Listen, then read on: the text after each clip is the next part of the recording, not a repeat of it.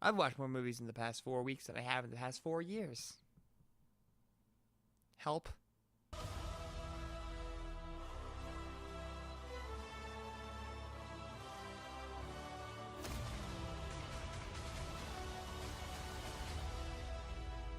The MCU has been making waves since its inception, each movie doing exceedingly well financially and breaking records on occasion. For the latter half of the existence of the MCU, however, I have thoroughly despised everything it stood for and all the films it contained. But with Avengers Endgame being just around the corner, I figured I'd just stop being so negative about everything and just watch some damn movies. I'll be discussing every movie in the MCU, from worst to best based on my personal taste and preference, and I'm sure opinions will differ, but frankly, I don't give a damn. Thor: The Dark World. The implications of this being at the bottom are dire. Something worse than the Incredible Hulk? How did you manage that? Aside from being the film equivalent of watching paint dry, Malekith is nothing short of a plank of wood with a face painted on it, which is an insult to planks of wood with faces painted on them. I feel like he belongs in the DC films. Thor also isn't all that interesting in this movie either. The only character that made me pay any amount of attention in this entire sit-down was Loki, and it's really only for a brief scene where he assumes the look of Captain America. I was told this movie was bad, but not this bad. God, not this bad. The Incredible Hulk. Yeah, big surprise, yeah. This film feels like an abusive relationship. You bear through it and are grateful when it's finally over, but the memories are always there. Yeah, this is the movie that I was the least excited to see, so thank God I watched it second. Two boring villains, an abhorrent script, and the other people who are apparently in this movie. Edward Norton is a great actor, but he was not meant to be Bruce Banner, which is weird, because anyone can play Bruce Banner. He's not that interesting of a character, frankly. Captain Marvel. I spent a good amount of time bored and confused by this movie, which is unfortunate because I wanted this movie to be good. It has some semblance of entertainment here and there, but the first act just about put me to sleep, and the second act wasn't much better. Everything came to a nice close, but the final battle just seemed to drag on, and then Ronan shows up and suddenly she has a mohawk. This movie also seems to have no sense of identity.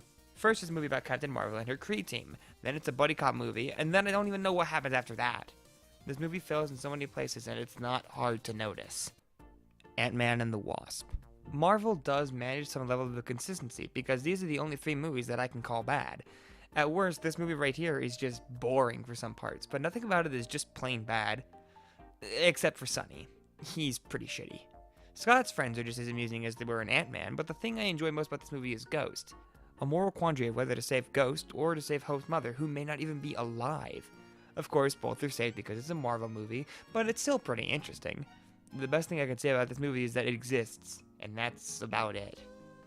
Ant-Man. I was absolutely dreading going into this movie, but I was pleasantly surprised. Although none of the main characters are as interesting as in the sequel, at least the villain is a little better. There's plenty of amusing bits in the second and third act of the film, but the thing this movie suffers from the most is predictability.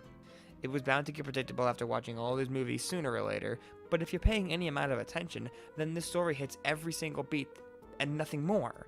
There's nothing else to look forward to, and that's just kind of sad. Iron Man 2. Another case of a really lame villain, but we have two this time. Great. Hammer in this film is just obnoxious, which I guess is his character, but it's really just infuriating. Whiplash had so much potential, and it was missed for whatever this movie was trying to go for. Tony also doesn't seem to do much in this film except for slowly die, until he isn't, which is always convenient. I have a hard time remembering anything from it besides the Formula Racing scene. It all just kind of blends in with itself. Pretty dull overall.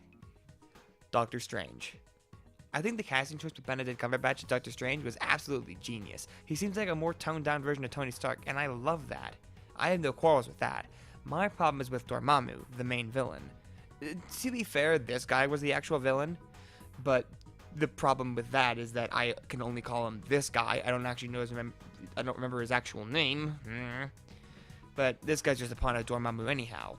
And about that, what a lame way to conclude this. I expected at least something bigger. Granted, this subverted expectations and it was pretty funny, but I feel like Dormammu is capable of so much more than getting upset and then quitting. He was underplayed so much here.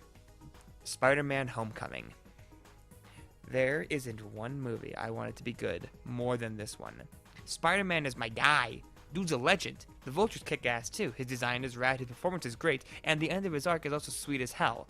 The dynamic between Stark and Parker is also really interesting, but the thing that just ruined this movie for me were the worthless side characters. They're either annoying or just downright worthless. Ned makes me want to take a razor blade to my throat because everything he says and does is just absolutely infuriating. I get they're supposed to be high schoolers, but I know high schoolers, and these are just bad. Thor. At this point here, the list of movies is between good and fantastic. Thor was an entertaining introduction to his character. He's very out of place on Earth, and the dynamic between him and the Earthlings is very amusing.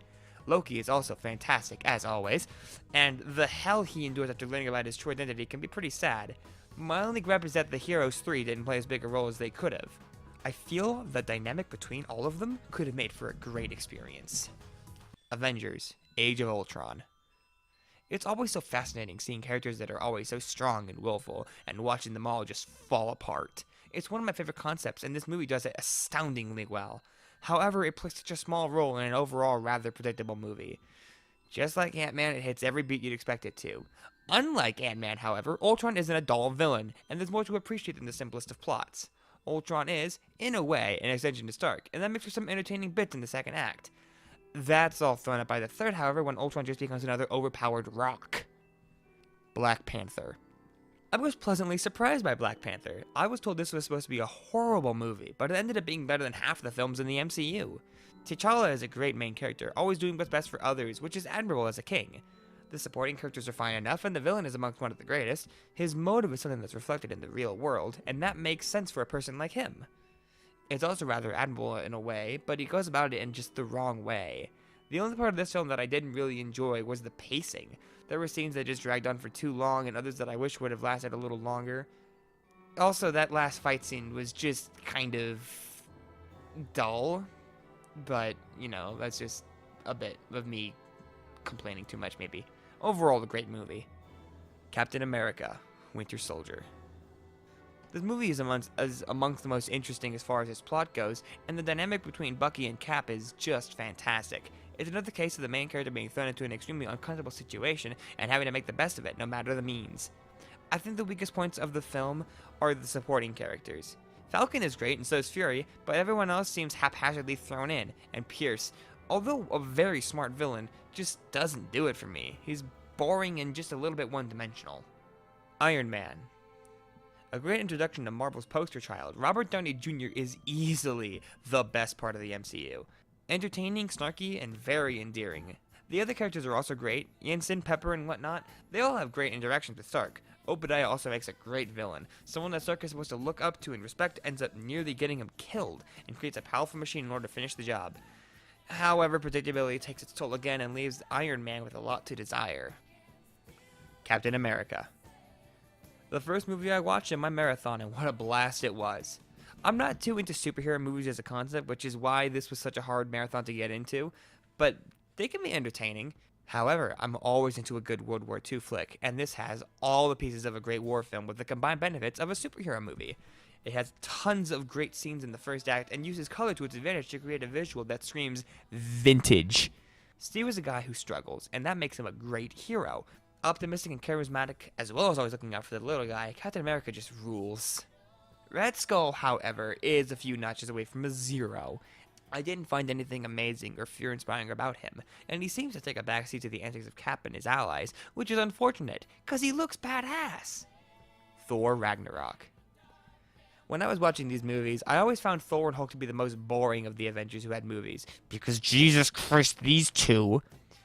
Imagine my surprise when I found myself more entertained by this movie than any of the other movies so far. The dynamic between Thor and Hulk is great, and the return of Loki as his usual snotty self is always appreciated.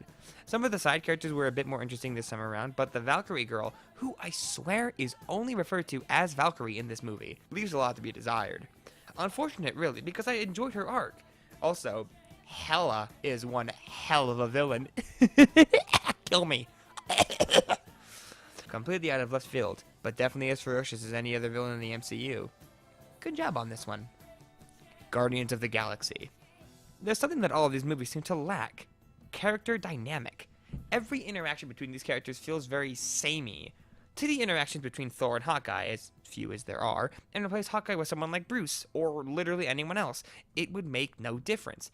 In Guardians, however, the characters drive everything forward. The interactions between Drax and Rocket are very different from the moments between Peter and Gamora, and it really does make the difference. My only real gripes here are that Ronan is dull and void of any personality, in a similar vein to Malekith, and Gamora just comes off as a token female, which is unfortunate because she does have some really great moments. Oh, the soundtrack is pretty good too. Guardians of the Galaxy, Volume 2. Ooh, yes, that's good. More of the Guardians won, but with a bit more going on. Each character plays off one another very well, and it's certainly one of the funniest movies in here.